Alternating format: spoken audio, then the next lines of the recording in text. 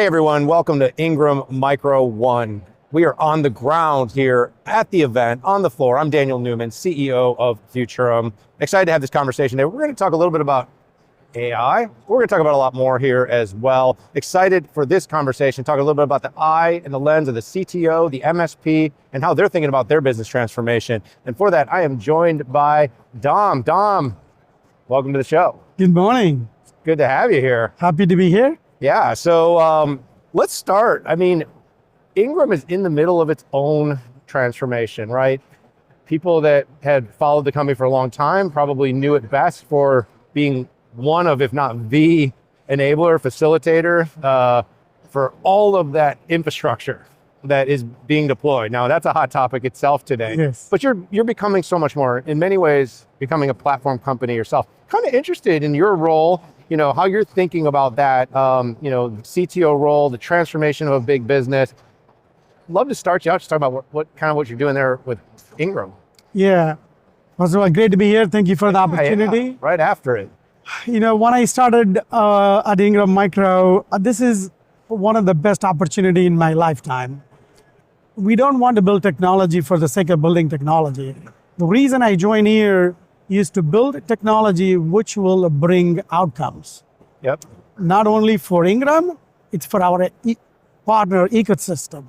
So if you go back and see what we did with Xvantage, we built based on the data.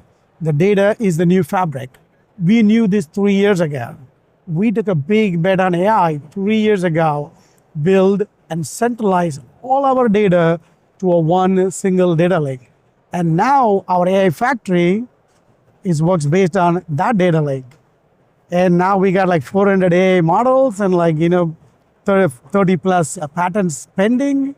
It sits on 4 petabytes of data.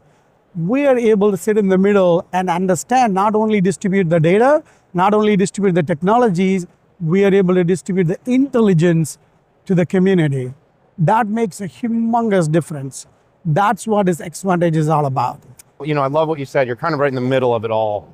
But you have thousands, if not millions of integrators that depend on integrators, MSPs, channel partners, consultants that all depend on Ingram to get equipment and software and services. Then of course you have thousands of vendors, OEMs and others that you guys are basically handling distribution. Did they come to you and say, you know, Dham, help us, we need to build something, a data lake, or was this kind of the foresight that you had to say, we see where this is all going, we're going to need to build something that connects the end users and implementers all the way up the food chain to those that are building the most advanced NVIDIA servers on the planet? Yeah, great question. So B2B industry was not that far ahead, 3-4 years ago when we saw from our lens, the B2C industry was up there, but the B2B industry wasn't. So our vision was bring that B2C experience into the B2B ecosystem. If you want to bring that, there is no other better place than Ingram. We always know data is the new currency. If you're able to bring the data into one place, every time, Dave, when you go to them, you know what they ask? Don't give me the data. I have dashboards, I have reports, I have BI, I have this. Yeah. Give me intelligence. That was our spark. If you really want to give them, distribute the intelligence, the way we started with our customer platform. Simple as that. Hey, listen, we just sold the last 10 orders. Can you please tell me which one I missed attach a warranty? They just didn't know. We knew. That is the beauty of having all that data. So you basically, if I break that into a couple of parts for the audience, it's one is, you were sort of looking at the Amazons and the Shopifys and that it sort of revolutionized, I know we talked off stage a little bit about E-Trade and different, the platforms that sort of brought consumers in retail to things that were always done in sort of a B2B behind the wall with, what I call it, the abracadabra of magic, and you're saying, why are we doing it and making it so hard? Why don't we democratize this? Why don't we, if you can get anything you want ordered and delivered to your house in 12 hours, why is our system, a bunch of a black screen with orange text on it, right? I mean, but that is kind of what it is at times. It moves slow. So talk about how you pick which things to do. For us is, we don't want to build technology for the sake of technology.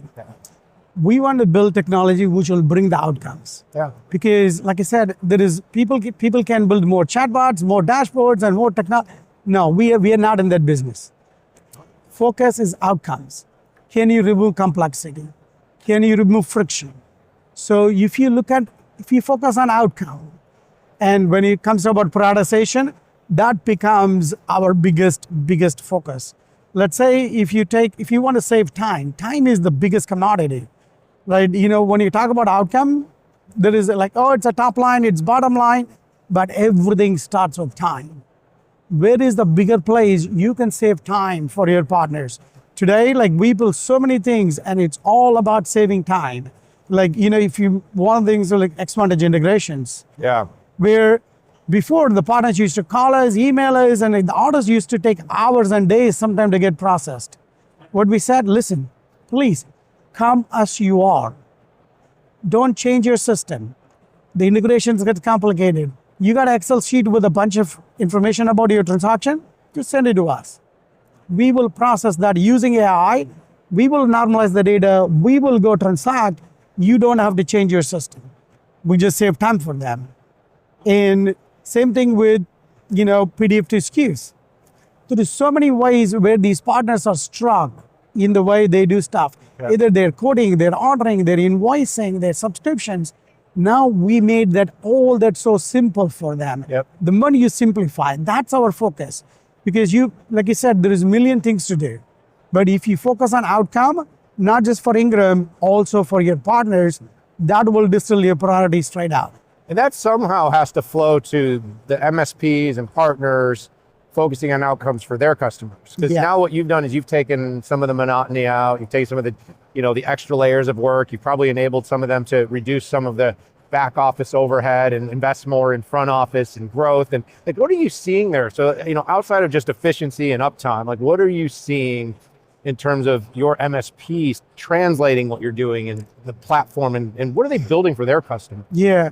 See, I would say my humble ask to the MSPs, they got to become these AI enablers. There is no more break fix and maintaining infrastructure and all that. They really got to get into this train of what's happening. I can tell you from Ingram perspective, my own experience, how we and our jobs changed, how we transformed. We distributed intelligence through our customer platform where they can come download their business review. They can see what is they're selling, what they're not selling, where is the cross-sell, upsell. We distributed that intelligence through the customer platform on the web.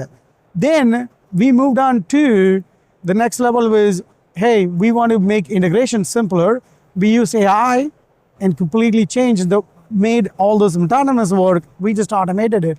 But now what they want is they want the data, their data with our intelligence into their ecosystem. Which means if they use CPQ, Salesforce, any CRMs, anything they got, now these MCP connectors are all over the place. You go to AWS, you go to HP, you go to Ingram. Everybody has provided these MCP connectors now where it can provide their intelligence into your system. And that's what MSPs really keep their eyes open. Don't try to do everything by yourself. Look out for your partners, look out for Ingram, look out for those integrations and look out for so many technologies what we provided, how you can become the first platform mindset. And then you become that AI enabler, your life is going to change for good.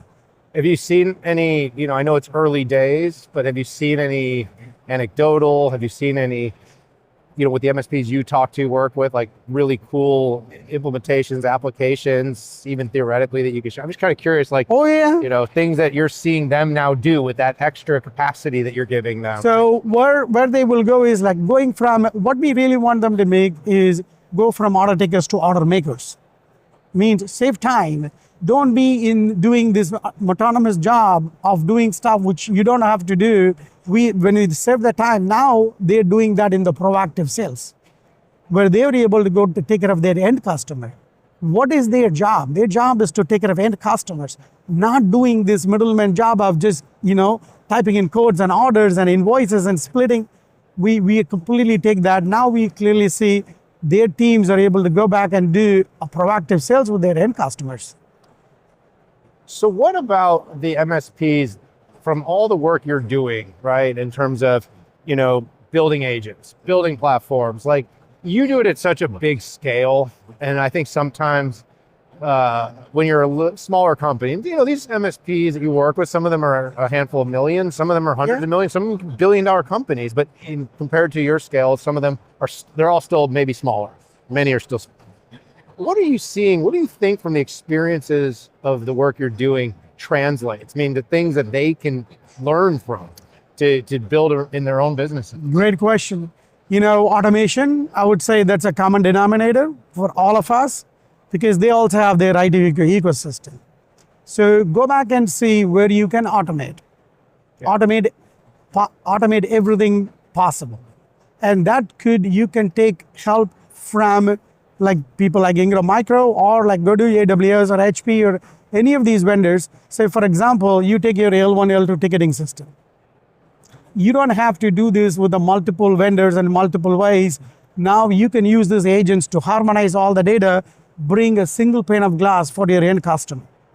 So to me, that automation is a common thread, and they can use AI to a very large extent, where not only they can create their own LLMs and their own agents, they should automate and connect that with every other players in the ecosystem. Once they connect that, they will bring that single unified experience, because standardization is key.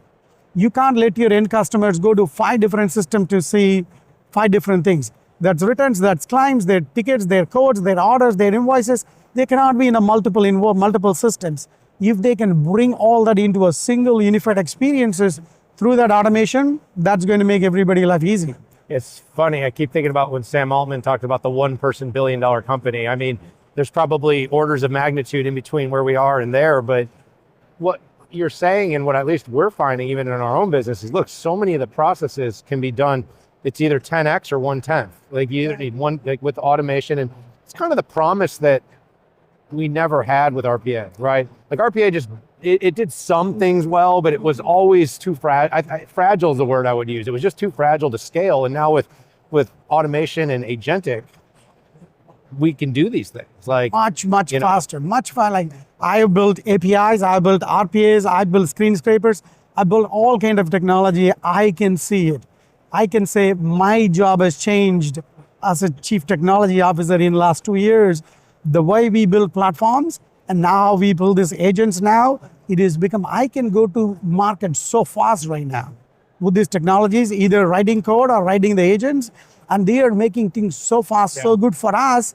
I'm telling you, that is what this industries and MSPs has to get onto the train, understand how these technologies work.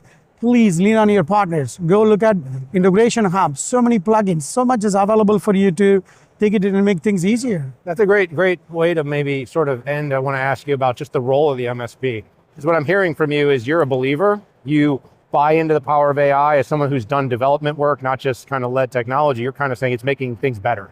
It's, because there's a lot of that debate, like, is it eliminating the code?